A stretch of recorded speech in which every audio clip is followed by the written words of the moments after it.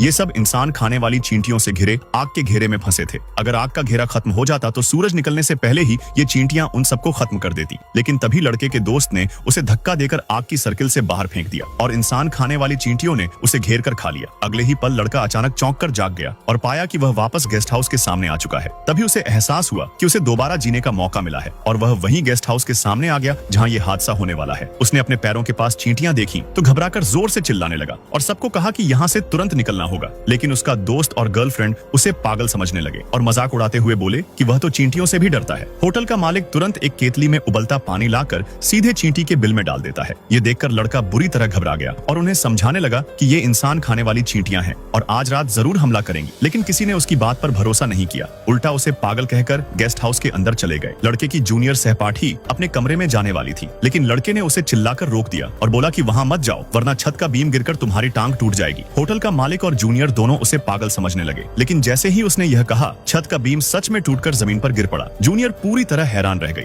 अगर लड़के ने उसे रोका ना होता तो वह जरूर घायल हो जाती। अब वह लड़के की बात मान गई और उसका साथ देने लगी। शाम ढलने में ज्यादा समय नहीं था, इसलिए लड़के ने तैयारी शुरू कर दी। वो और जूनियर सबको बचाने का सामान लेने के लिए बाहर गए, जबकि बाकी लोग यहीं बैठकर गपशप करने लगे। इसी दौरान लड़का और जूनियर सामान लेकर लौटे तो उस धोखेबाज जोड़े ने उसका मजाक उड़ाया। अच्छे कमरे पहले ही बन चुके थे तो लड़के को एक पुराना गंदा कमरा मिला, लेकिन वहाँ बड़े बड़े गैलन में सिरका रखा हुआ था। लड़का गंदा कमरा देखकर भी खुश हुआ, क्योंकि इंसान खाने वाली चींटियां सिरके से सबसे ज्यादा डरती हैं। उसने लकड़ी के तख्तों से कमरे को मजबूत किया और जूनियर को भी एक बोतल सिरका बचाव के लिए दे दी। रात होने पर उसका दोस्त और उसकी गर्लफ्रेंड आंगन में खुलकर इश्क फरमा रहे थे। तभी एक बड़ी सी चींटी गर्लफ्रेंड की टांग पर चढ़ गई। दोस्त ने इससे कुचलकर मार डाला। लड़के ने यह देखा तो तुरंत बाहर आकर बोला कि यह इंसान खाने वाली चींटियों का जासूस था और इसके मरने के बाद निकलने वाली गंध पूरी कॉलोनी को यहाँ खींच लाएगी। लेकिन उन दोनों को यकीन नहीं हुआ और उल्टा लड़के को पागल और कायर कहा। गर्लफ्रेंड और दोस्त की यह बेहुदा बातें सुनकर लड़का गुस्से से सीधे दोस्त के चेहरे पर मुक्का मार देता है। दोनों में मारपीट शुरू हो गई।